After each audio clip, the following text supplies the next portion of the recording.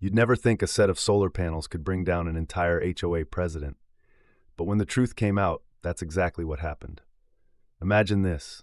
Neighbors gathered in a crowded community hall, voices echoing, the president of the HOA red-faced and trembling as evidence was projected onto a big screen. Stock records, bank transfers, proof of secret meetings. It was all there. The same woman who fined a family thousands of dollars for ruining the neighborhood aesthetic had been quietly lining her pockets with money tied to the local electric company. The room erupted. People gasped, some cheered, and others demanded her resignation on the spot. But let's not jump too far ahead. To understand how this dramatic downfall happened, you need to know where it all began. It started quietly, almost innocently, when a young family in the neighborhood decided to make an investment in their home, an investment that would change everything. The Parkers, a hardworking couple with 2 kids, were tired of rising utility bills. They also believed in doing their part for the planet, so after saving for years, they finally installed a sleek set of solar panels on their roof. For them, it was a dream come true.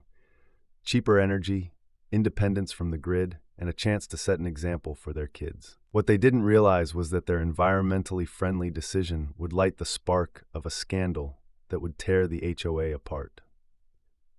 Because no sooner had the panels gone up than a letter arrived in their mailbox, stamped with the HOA seal, signed by President Margaret Wells. The letter was aggressive. It claimed the Parkers had violated community guidelines by altering the uniform appearance of rooftops. It demanded they remove the solar panels immediately or face fines of $250 a day. At first, the Parkers thought it had to be a mistake. Solar panels weren't banned in the bylaws. In fact, the documents didn't mention them at all. When they reached out to Margaret for clarification, she didn't mince words. "Those panels make your home look industrial," she snapped during a phone call. "This is a community, not a power plant." The Parkers tried reasoning with her. They explained the benefits, the environmental impact, even offered to show neighbors how clean and modern the panels were. But Margaret wasn't having it. She escalated quickly, sending violation notices, threatening liens, and even showing up at their doorstep with her clipboard in hand. Neighbors began whispering. Some sympathized with the Parkers, saying the HOA was overstepping. Others feared Margaret's wrath and kept quiet. But the tension was building, and every new notice Margaret sent only made it worse. The Parkers decided to fight back. They started attending HOA meetings, calmly presenting facts and showing how state law actually protected their right to install solar. Each time, Margaret would cut them off, pounding the gavel and declaring, "This isn't a debate. This is about preserving our community's image." But here's the thing about people like Margaret. When they push too hard, others start digging. And that's exactly what happened. Don't forget to like and subscribe. One neighbor, a retired accountant named Henry, began quietly investigating. He'd always thought Margaret was a little too controlling, but the way she went after the Parkers set off alarm bells. Henry started requesting HOA financial records, which by law had to be available to members. Margaret resisted, of course, claiming she was too busy to provide them. That only fueled Henry's suspicion. Meanwhile, the Parkers kept standing their ground. They posted updates on the neighborhood forum, rallying support. "If she can fine us for solar panels today," they wrote, "what will she fine you for tomorrow?" The posts spread quickly, and residents began showing up to meetings in larger numbers, demanding answers. That's when Henry uncovered the first piece of the puzzle. HOA funds had been used to hire a consultant who advised against solar panels, claiming they lowered property values. But when Henry dug deeper, he realized that the so-called consultant was tied to the local electric company. The connection didn't stop there. Soon, more documents surfaced. Margaret had quietly purchased stock in that same electric company months before the crackdown on solar panels began. The more residents learned, the angrier they became. It wasn't about aesthetics at all. It was about money and Margaret's personal interests.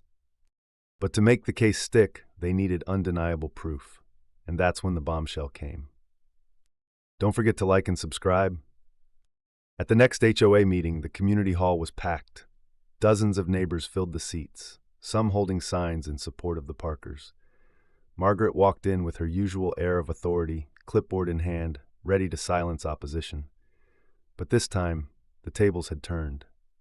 Henry stood up first, calmly presenting copies of the financial reports. He explained how HOA dues were funneled to the consultant and how the consultant had direct ties to the electric company. Murmurs filled the room. Then came the final blow, a projection of Margaret's personal stock purchases, dated just weeks before she launched her crusade against the Parkers. The silence was deafening. Margaret's face turned pale, then red, as the evidence stacked against her. "This is an invasion of privacy," she shouted, but it was too late. The community had seen enough. Neighbors erupted with outrage, demanding her resignation. Some even called for legal action. The Parkers, once isolated and threatened, were now surrounded by support. Margaret tried to maintain control, pounding her gavel, but her voice was drowned out by the crowd. By the end of the night, a vote had been called. Margaret was removed as HOA president, effective immediately. An investigation was launched into her misuse of funds. And the Parkers? Their solar panels stayed right where they were, shining proudly under the sun, a symbol of both clean energy and community victory. The scandal left a scar on the neighborhood, but it also brought the residents closer together. For the first time in years, they felt empowered, realizing that an HOA president wasn't above the rules. And as for Margaret, she disappeared from public view, her once iron grip over the community broken, all because a family dared to go green, and a few brave neighbors refused to stay silent. Subscribe if you want more HOA stories like this.